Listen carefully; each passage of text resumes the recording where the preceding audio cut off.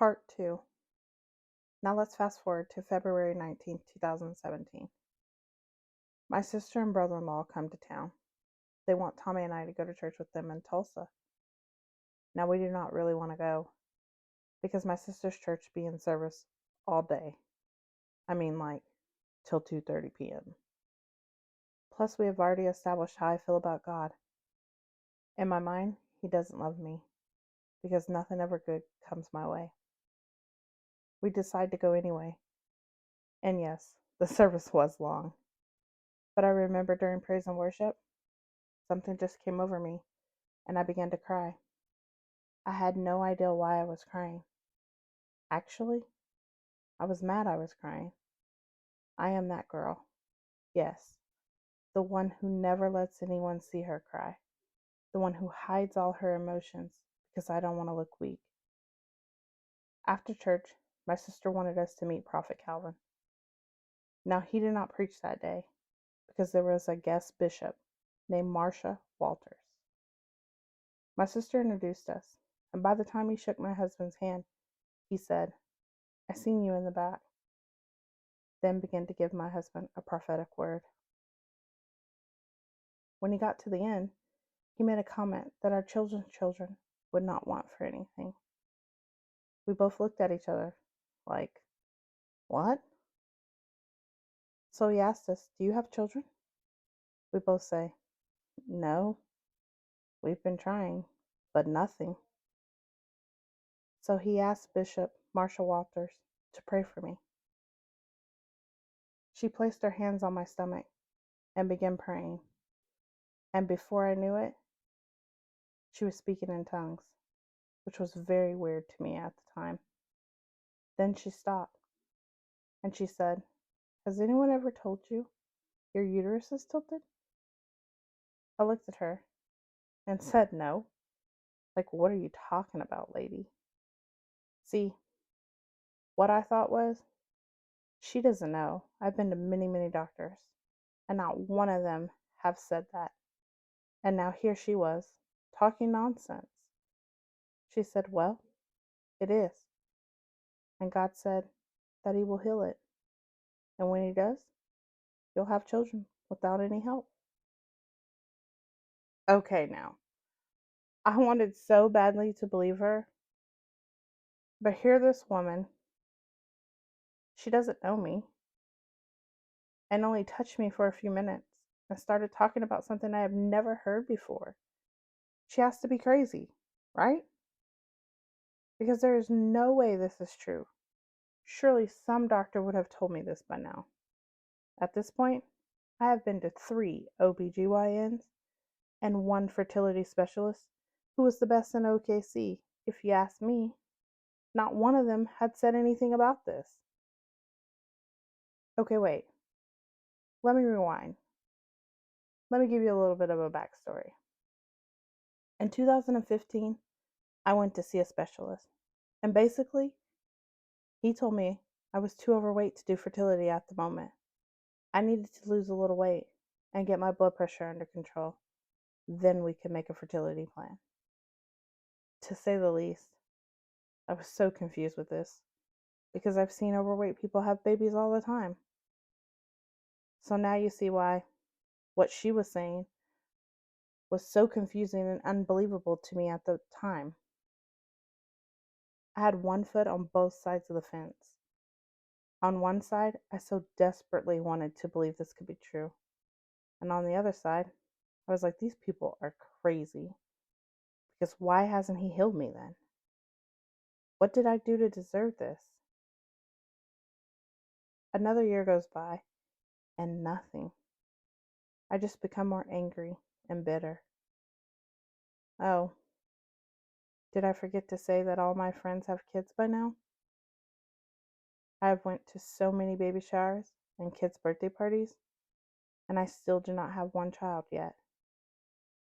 Every time they would invite me to a birthday party, I would say to myself, why are they inviting me? I don't have kids. With each year, the bitterness inside me just got a little bit more sour.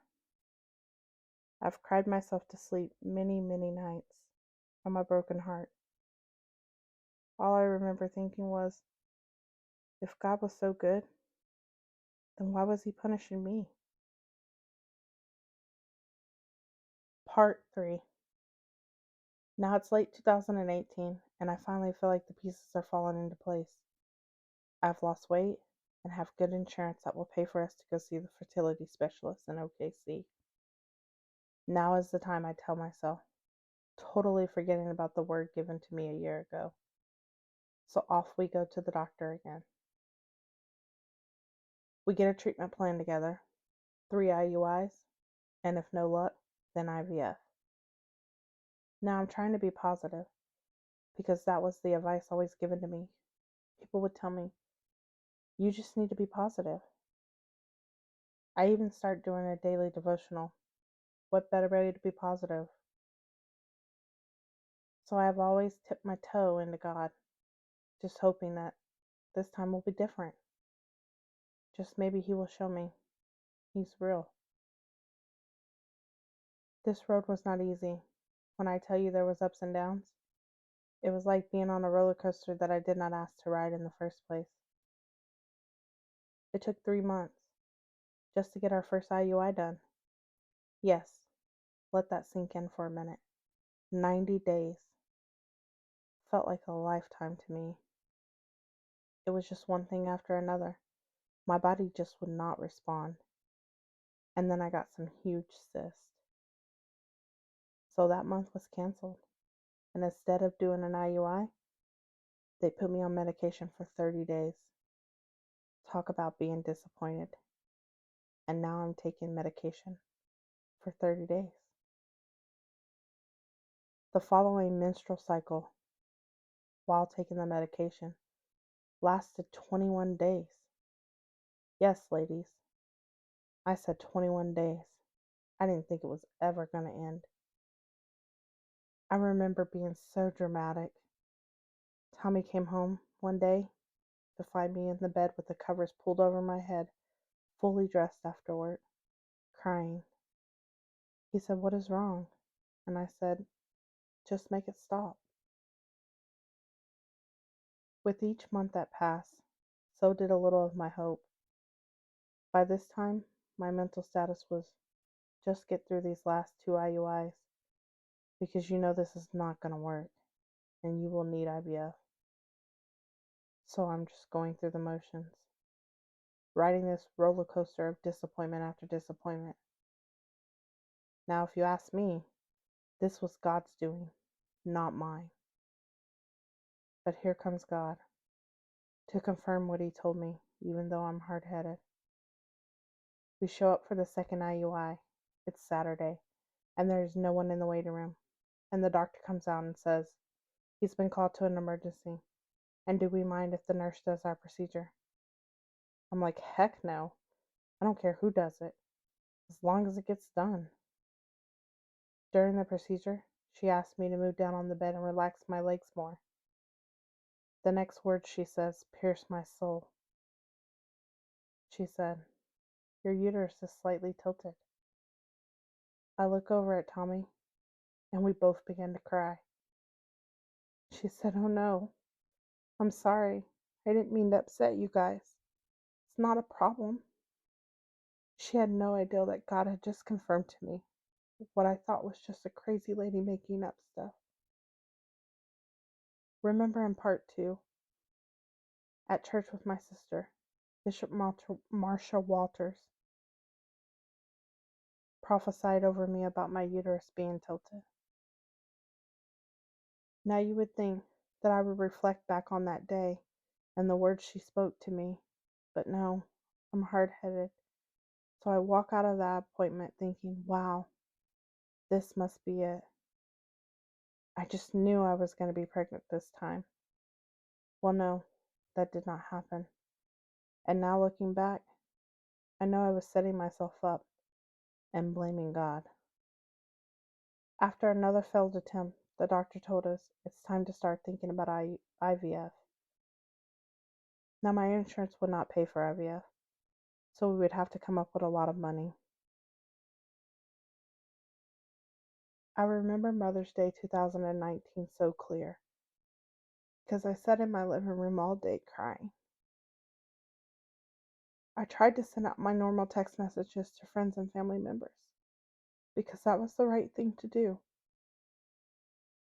Inside, I was falling apart and felt like I had nowhere to turn. Not even my husband knew how much I was struggling at that time. My mother was upset with me because I didn't celebrate her, but I just couldn't find the strength. Then my phone rings, and this woman said, "I know what today is, and I want to check on you." See, I miss God in this situation. He sent a hand, but I didn't know He sent her. So of course I lie and say I am doing fine, and I wish her a happy Mother's Day. Now looking back, He was with me in the dark days, and I had no idea. July 2019, I remember sitting at work looking at the cost breakdown sheet for IVF and thinking, how in the world are we going to be able to afford this? So I do what I do best. I start attacking it in my own strength, calling the insurance company to see what they will cover so I know exactly how much money I need to save. Of course, that did not go as planned because it's a gray area. They told me it depends on the codes that the office sends in. See, I had 100% coverage for ultrasounds and a few other things. So if it was coded correctly, then we wouldn't have to pay for those things. So this attempt at finding out exactly what I needed did not work, and it frustrated me to say the least. I was starting to fall apart at this point. Work was not going well. Just everything in my life I felt like was failing. I got really depressed. I went into a dark place and stopped going to work. At this point, I felt like there was no reason to carry on and that no one understood what I was going through. I spent the next few weeks crying and sleeping. This was easy. I was alone in my home. My husband was an over-the-road truck driver, so he was gone 3 to 4 weeks at a time. So I could just keep calling into work and didn't care if they fired me or not. Why would I care? I didn't even care if I lived or died at this point. Yeah, it was that dark. I thought about taking my life. I would like to pretend that that never crossed my mind, but it did. I continue lying to a handful of friends and family. If they figured out I was at home, I would tell them that my job was on my nerves, so I was taking some time off. I even told my husband the same lie. Only one person knew I was going through. She would call and tell me to be honest with my job so I could go on FMLA and not lose my job. Finally, I do what she says, and I call HR and get the paperwork going. So when I am ready, I could go back to work. She ends up calling my husband and telling him he needs to come home. I'm struggling. I remember him standing over me and saying, "What is wrong? I've never seen you like this, and I don't know how to help you." I just remember saying, "I don't want nor need your help." At this point, help was not what I wanted, even though I needed it. I just wanted to be left alone. I go on like this for 6 more weeks until I have to return to work. So again, in my own strength, I pull myself together and pretend everything is okay and go back to life. Smiling in the day and crying at night. Once again, the door is closed on my heart's desires, and I need to move on. You would think by now I would be used to this. It's been 10 years. I start feeling like everything is out of my control, and if I could just get control of my life, then I could move on. I hate my job. I hate my marriage. Heck, life in general. So what do you think I did? Yes, start making another plan. My husband has been trying to get me to quit my job for over a year now. I started a trucking company with him. I had no desire to do this because that included trusting someone's plan, and I did not trust anyone, let alone God. I started playing around with the ideal in my mind because it may fit me now, because I needed change. Not to mention, I would be making the decisions, so I'm in control. So I thought. See, my way of dealing with emotions was to find some project to focus on. Once I had my project to focus on, I'd be fine. Well, in my mind, I would be. So I quit my job and start focusing on my husband's dream. I really didn't think this through because, as I mentioned before, my husband is over the road a lot, which means I'm home alone.